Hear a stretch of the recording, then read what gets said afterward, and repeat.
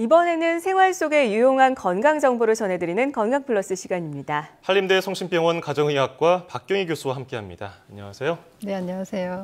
네, 오늘은 어떤 이야기를 해볼까요? 네, 우리가 여름이라 그러면 상당히 뜨거운 열기를 주로 많이 생각을 하게 되죠. 네. 뜨거운 열기라던가 아니면 강한 햇볕 그런 것들로 인해서 생기는 건강상의 문제를 많이 생각을 하시는데요.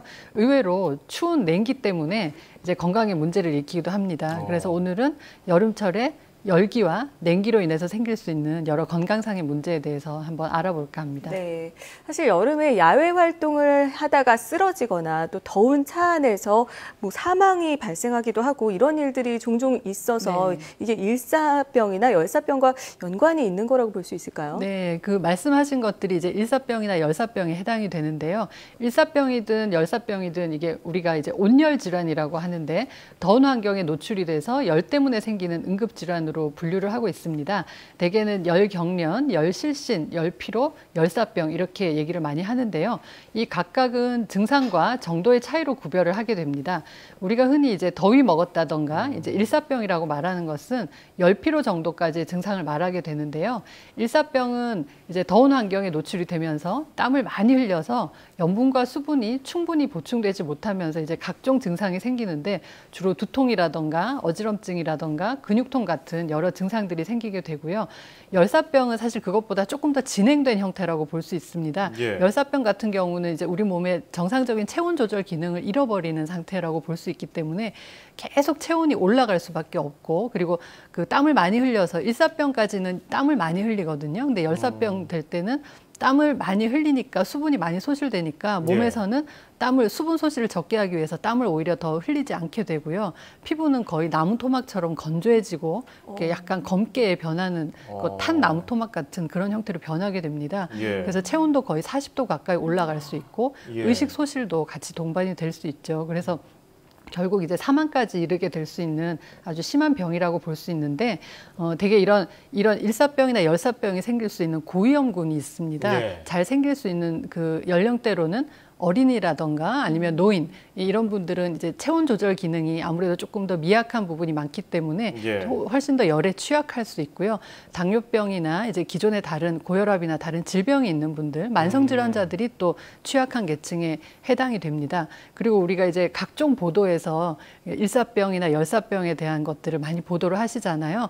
대개는 더운 환경에서 운동을 하거나 많이 활동을 하시는 분들이 이제 이런 일사병이나 열사병에 취약한 그 부류라고 볼 수가 있는데 대개는 우리가 이제 온열 질환으로 인해서 사망하는 사망 사례의 상당수는 비닐하우스라던가 밭이라던가 그리고 장소 같은 경우는 차 안도 많이 있습니다.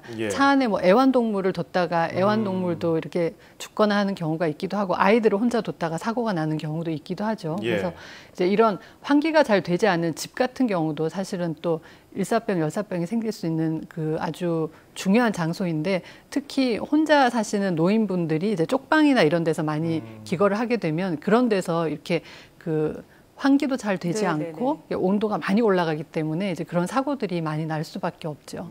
예.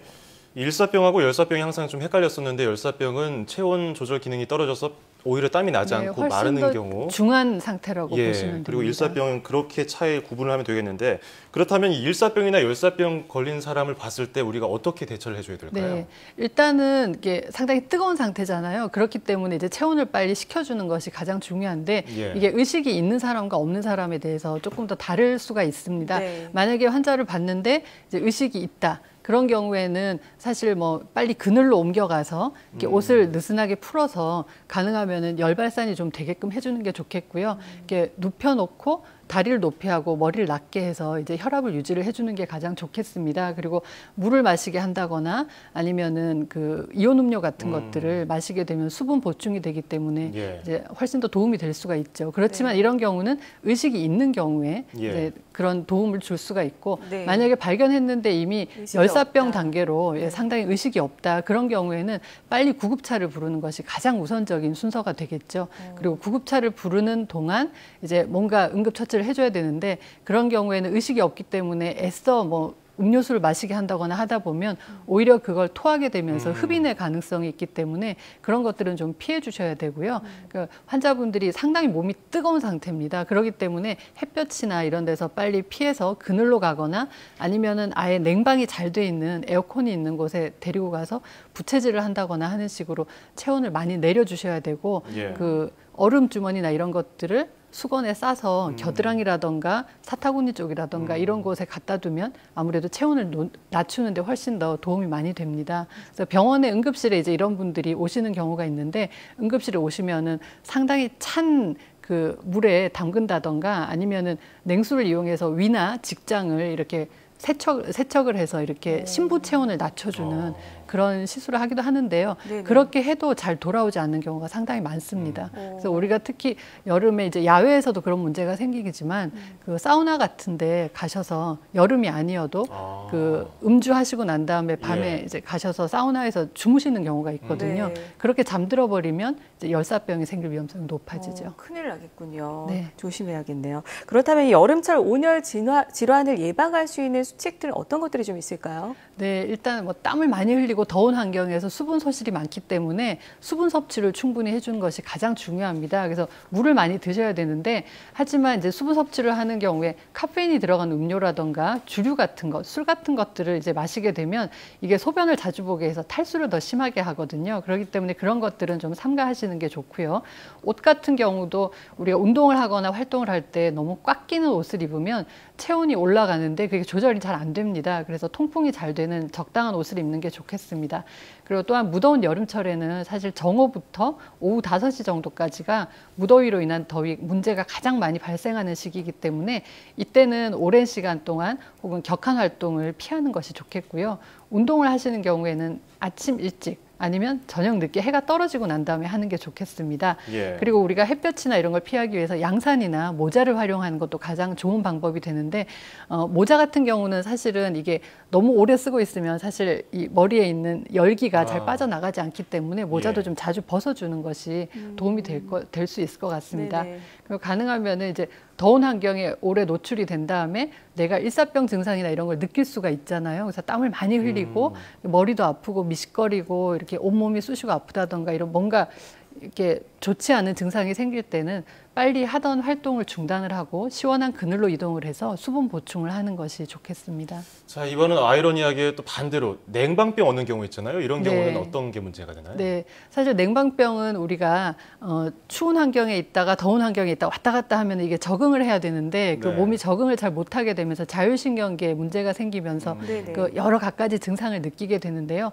냉방병은 사실 지금도 상당히 여기도 상당히 추운 환경인데요. 네, 네. 맞습니다. 예, 많이 이렇게 피부가 많이 노출이 돼 있을수록 열이 많이 뺏기게 되죠. 그래서 가능하면은 긴팔이나 긴 바지 그런 옷을 착용을 하시고 이제 양말 같은 것들을 신어주시는 게 좋습니다. 네. 그리고 목이나 이런 것들이 열을 많이 뺏기기 때문에 이제 목을 가려주거나 하는 것도 도움이 될 수 있고요. 미지근한 차라던가 이런 것들을 마셔주는 것도 도움이 될 수 있고 이제 무릎 담요나 이런 것들도 활용하시면 훨씬 더 좋겠죠. 네, 몸을 좀 따뜻하게 해주면 좋을 텐데 말씀을 듣고 보니까 이 냉방병이 감기 증상이랑 좀 비슷하지 않나 이런 네, 생각이 상당히 드는데 유사하죠. 치료 방법도 유사할까요? 치료 방법도 거의 비슷합니다. 왜냐하면 감기 같은 경우도 결국 증상에 대한 치료를 하는 거거든요. 그래서 몸이 쑤시고 아프거나 근육통이 있으면 통증을 조절하는 약을 쓰고 기침이 나거나 콧물이 나면 콧물을 조절하는 약을 쓰게 되는데 사실 감기는 이제 바이러스 질환이기 때문에 있다가 치료가 되면은 없어지죠, 증상이. 근데 냉방병 같은 경우는 그 환경에 계속 노출이 되는 한 약을 먹으면 당신은 좋아졌다가 또 그런 상태에서 일을 하고 매일매일 반복을 하게 되면 증상이 계속 반복이 될 수밖에 없습니다. 네. 그렇기 때문에 결국 그 냉방병이 생길 수 있는 환경을 피해주는 것이 가장 좋은 방법이 될 수가 있겠죠. 네. 그러니까 뭐 에어컨 켜놓고 자면 냉방병 걸릴 수 있으니까 주의해야겠네요. 네, 네. 환기도 그렇죠. 필요할 것 같아요. 환기도 괜찮겠죠? 네, 사실 우리가 이제 냉방병이라고 하는 그 원리 중에 또 한 가지는 우리가 밀폐된 공간에서 계속 먼지라던가 바이러스를 공유하는 것들이 문제가 될 수가 있거든요. 네네. 그래서 가능하면은 냉방을 하더라도 한 2~3시간 간격으로 한번 5분 정도는 환기를 시켜주는 것이 훨씬 더 좋겠습니다. 네. 이처럼 여름철에 열기와 냉기로부터 건강을 지키려면 수분을 충분히 마셔주고요. 또 실내 온도와 외부 온도의 차이가 너무 심하지 않도록 하는 게 좋겠습니다. 지금까지 한림대 성심병원 가정의학과 박경희 교수였습니다. 오늘 고맙습니다.